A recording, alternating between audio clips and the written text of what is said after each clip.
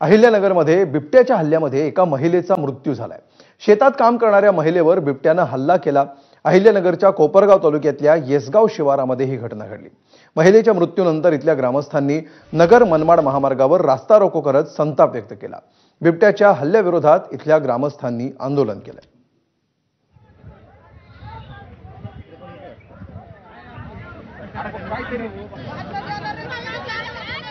अहिल्यानगरमध्ये बिबट्याच्या हल्ल्यामध्ये या महिलेचा मृत्यू झालेला आहे।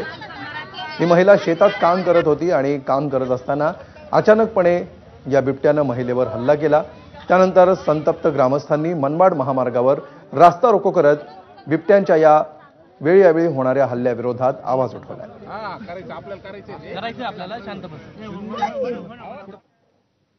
तर नांदेडच्या लोहा तालुक्यातल्या वडेपुरी शिवारामध्ये रविवारी बिबट्या वावरतानाची दृश्य पाहायला मिळाली।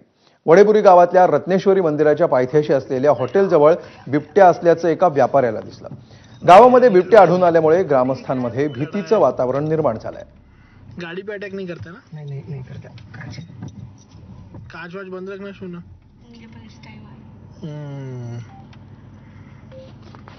सर क्या करूं? एक वीडियो बोला। तर उत्तर पुण्यात सुद्धा बिबट्याची दहशत कायम आहे।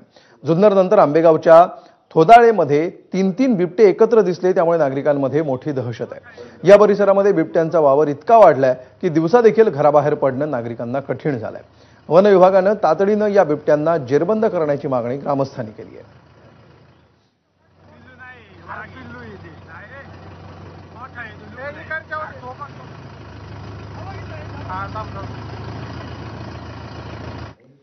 तर भंडाऱ्याच्या उमरेड करहांडला व्याघ्र प्रकल्पामध्ये पर्यटकांची गर्दी पाहायला मिळते। या व्याघ्र प्रकल्पामध्ये पर्यटकांना एक्स मार्क्स वाघीण तिच्या 3 बछड्यांसह पाहायला मिळते। त्यामुळे पर्यटक या एक्स मार्क्स वाघिणीला पाहण्यासाठी मोठी गर्दी करत आहेत।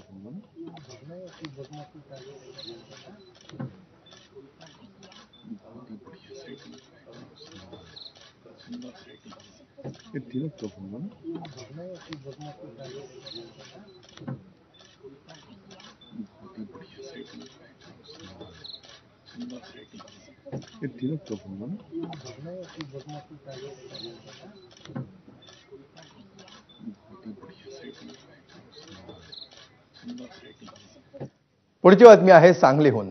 सांगलीमध्ये काल पार पडलेल्या बैलगाडा शर्यतीमध्ये हेलिकॉप्टर बाईजा